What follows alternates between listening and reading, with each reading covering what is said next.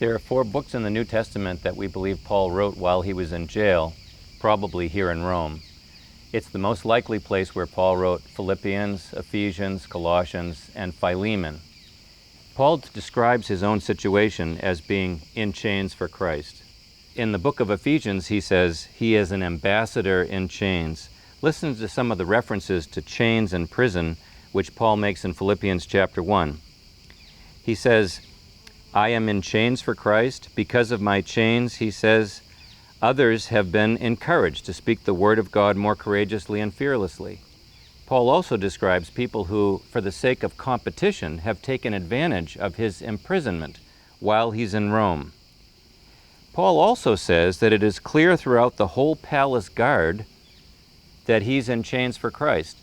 There are 10,000 soldiers, elite soldiers with double pay, who are hearing the news about Paul. Paul has favor among the Romans. In fact, the book of Philippians ends by saying, all the saints send you greetings, especially those who belong to Caesar's household. Paul describes a lot of friends that have taken care of him while he's in Rome. Aristarchus, Timothy, Luke, Tychius, Mark, Epaphras, Onesimus. One of the things that we want to do while we're here in Rome is to visit some sites that commemorate and mark spots that are important during Paul's 2-year imprisonment in Rome and also his final death. This church beside me is called the Church of the Three Fountains, named after 3 sources of water that miraculously, it said, erupted as a result of Paul's beheading here. What's important for us is to mark the place of Paul's house arrest, where he spent 2 years preaching the gospel while under a loose kind of arrest. Then he is released, and perhaps about 2 years later comes back to Rome, and at that point in time, he's going to face eventual execution. This is the church that marks the place where Paul was beheaded, and in fact, this road right beside me is the original Roman road where it was believed Paul was marched to the point where he was beheaded. You'll have a chance to go inside the church and see the spot where they believe Paul was beheaded.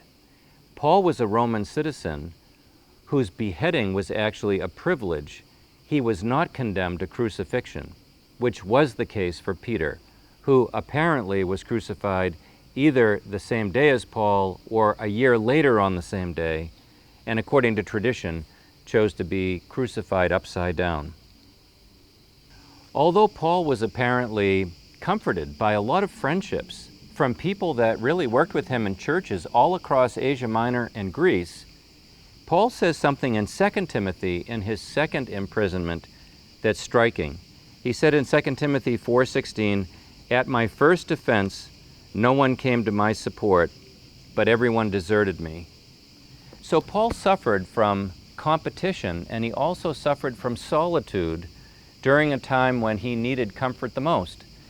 Although Paul was freed after a couple of years of house arrest, and perhaps visited the churches in Asia Minor and even went to Spain, as was his desire, Paul came back to spend time in the Mamertine prison, in a very dank and dirty and dark prison where he was facing inevitable execution as a criminal against Rome.